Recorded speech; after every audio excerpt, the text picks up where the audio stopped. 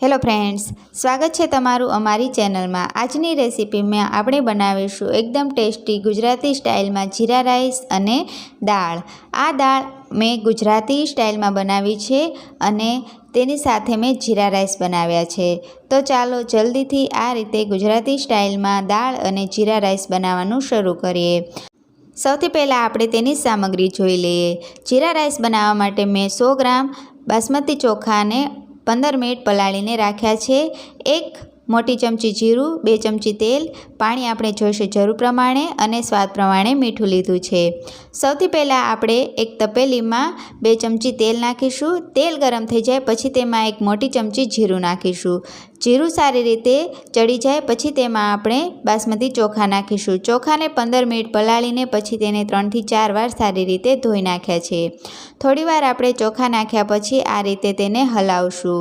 જ્યારે આપણે ચોખા નાખીએ ત્યારે તરત જ તેને નથી હલાવવાના, નહીંતર તે તૂટી જશે। સારી રીતે હલાવ્યા પછી તેમાં આપણે પાણી નાખીશું। અત્યારે મેં 2 ગ્લાસ જેટલું પાણી નાખ્યું છે। પાણી નાખ્યા પછી એને સારી રીતે ધીમા હાથે જ હલાવવાનું છે। હળવા હાથે હલાવવાથી તે તૂટશે નહીં। હવે તેમાં હું અડધીથી પોણી ગ્લાસ જેટલું પાણી વધારે નાખીશ। અહીંયા મેં 3.25 ગ્લાસ જેટલું પાણી નાખ્યું છે અને હવે તેમાં સ્વાદ પ્રમાણે મીઠું નાખીશું અને સારી રીતે મિક્સ કરીને ધીમા ગેસ ઉપર જ તેને ચડવા દઈશું। ઢાંકણું બંધ કરીને તેને ધીમા ગેસ ઉપર ચડવા દઈશું। મેં 50 ગ્રામ તુવેરની દાળને 15 મિનિટ પલાળીને રાખી છે। 2 ઝીણા સમારેલા ટમેટાં, 3 ઝીણા સમારેલા લીલા મરચાં, 3 ચમચી તેલ, 7 થી 8 લસણની કળી, 2 ચમચી ધાણા જીરું, 1.5 ચમચી હળદર, 3 ચમચી ખાંડ, પાણી આપણે જોશે જરૂર પ્રમાણે, 1 ચમચી આખું જીરું, 1 ચમચી રાઈ, અડધી ચમચી હિંગ અને સ્વાદ પ્રમાણે મીઠું લઈ લીધું છે। સૌથી પહેલાં આપણે આપણા ભાત ચેક કરી લઈશું। તેનું ઢાંકણું હટાવીને આપણે જોઈ લઈશું કે તે ચડ્યા છે કે નહીં। અહીંયા તમે જોઈ શકો છો ભાત ચડી ગયા છે, પણ તેને આ રીતે ચેક કરવાના છે। ભાતને આપણે એકસાથે હલાવવાના નથી, નહીંતર તે તૂટી જશે। આ રીતે ઉપરથી જ તેને થોડા થોડા છૂટા પાડવાના છે। ભાત આપણા ચડી ગયા છે તેને આ રીતે છૂટા પાડીશું, જેનાથી તેનો એક એક દાણો એકદમ છૂટો પડે। હવે ભાતને આપણે સાઈડમાં મૂકીશું અને એક પ્રેશર કુકર લઈ લઈશું। તેની અંદર આપણે 3 ગ્લાસ જેટલું પાણી નાખીશું। પાણી નાખ્યા પછી તેમાં આપણે પલાળીને ધોઈને રાખેલી દાળ નાખીશું। દાળને પલાળીને પછી તેને મેં 3 થી 4 વાર ધોઈ નાખી છે। હવે તેમાં આપણે 1 ઝીણું સમારેલું ટામેટું નાખીશું। અડધું ટામેટું આપણે પછી નાખીશું। ટામેટું નાખ્યા પછી તેમાં આપણે 1 ઝીણું સમારેલું લીલું મરચું નાખીશું। પછી તેમાં આપણે સ્વાદ પ્રમાણે મીઠું અને અડધી ચમચી જેટલી હળદર નાખીશું। હળદર બાફતી વખતે થોડી નાખવાથી તેનો ટેસ્ટ બહુ જ સારો આવે છે। હવે બધું જ નાખ્યા પછી ચમચાની મદદથી સારી રીતે બધું જ મિક્સ કરી લઈશું અને ગેસને ફૂલ કરીને ઢાંકણું બંધ કરીને તેને આપણે બાફવાની છે। જ્યાં સુધી દાળ બફાય છે ત્યાં સુધી આપણે એક પેસ્ટ બનાવી લઈશું। એક મિક્સર જારમાં આપણે ઝીણું સમારેલું લીલું મરચું, ઝીણું સમારેલું ટામેટું, 2 ચમચી ધાણા જીરું, 1 ચમચી હળદર અને 7 થી 8 લસણની કળી નાખીશું। હવે તેમાં આપણે 2 ચમચી જેટલું પાણી નાખીશું અને જારનું ઢાંકણું બંધ કરીને આ મિક્સરને આપણે પીસી લઈશું। અહીંયા તમે જોઈ શકો છો બધું સારી રીતે આપણે પીસી લીધું છે અને આ પેસ્ટ તૈયાર છે। હવે આપણે દાળ પણ જોઈ લઈશું। દાળ સારી રીતે બફાઈ ગઈ છે। એકવાર તેને સારી રીતે હલાવી લઈશું ચમચાની મદદથી। દાળ આપણી બફાઈ ગઈ છે। હવે દાળને આપણે એક તપેલીમાં કાઢી લઈશું। દાળ મેં તપેલીમાં કાઢેલી છે, તેમાં હવે આપણે બનાવેલી પેસ્ટ નાખીશું। આ રીતે દાળ બનાવવાથી દાળ બહુ જ ટેસ્ટી અને એકદમ ચટપટી બને છે।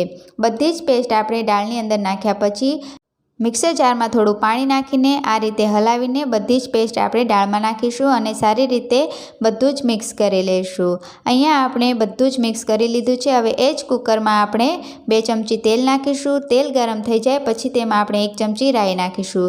રાઈ ફૂટી જાય પછી તેમાં આપણે 1 ચમચી જેટલું જીરું નાખીશું। રાઈ અને જીરાથી દાળનો વઘાર કરવાથી તે બહુ જ ટેસ્ટી બને છે। હવે તેમાં અડધી ચમચી હિંગ નાખીશું। જીરું, રાઈ અને હિંગ સારી રીતે ચડી જાય પછી તેમાં આપણે 1 ચમચો દાળ નાખીને આ રીતે ઢાંકણું બંધ કરવાનું છે, જેનાથી આપણો વઘાર ઉડી ના જાય અને દાળમાં વઘારનો ટેસ્ટ સારો એવો આવે। હવે તેને આ રીતે ચમચાની મદદથી હલાવી લઈશું। વઘાર આપણો થઈ ગયો છે। હવે આપણે બધી જ દાળ કુકરમાં નાખી દઈશું અને બધી જ દાળ નાખ્યા પછી સારી રીતે તેને હલાવી લઈશું। હવે આપણે તેમાં પાણી નાખીશું। સૌથી પહેલાં બાફતી વખતે તેમાં 3 ગ્લાસ જેટલું મેં પાણી નાખ્યું હતું। હવે મેં તેમાં 1 ગ્લાસ પાણી નાખી દીધું છે અને તેને ચડવા દીધી છે. દાળ ચડી ગઈ છે. હવે છેલ્લે તેમાં આપણે 3 ચમચી ખાંડ નાખીશું અને સારી રીતે હલાવી લઈશું. અને ફરીથી 1 મિનિટ સુધી મેં તેને ચડવા દીધી હતી અને ગેસને હવે બંધ કરી દઈશું. અહીંયા આપણી દાળ એકદમ પરફેક્ટ બની ગઈ છે. ગેસને બંધ કર્યા પછી હવે તેમાં આપણે 1 લીંબુનો રસ નાખીશું અને પછી તેમાં ઝીણી સમારેલી કોથમરી નાખીશું. કોથમરી અને લીંબુનો રસ નાખ્યા પછી બધું જ સારી રીતે મિક્સ કરી લઈશું. અહીંયા આપણી એકદમ પરફેક્ટ દાળ પણ બની ગઈ છે. તેને એકવાર સારી રીતે હલાવી લઈશું. હવે આપણે દાળ અને ભાતને સર્વ કરી લઈશું. સૌથી પહેલાં એક ડીશમાં આપણે બનાવેલા જીરા રાઈસ કાઢી લઈશું અને પછી બાજુમાં એક વાટકીમાં આપણે બનાવેલી ગુજરાતી સ્ટાઇલમાં દાળ કાઢીશું.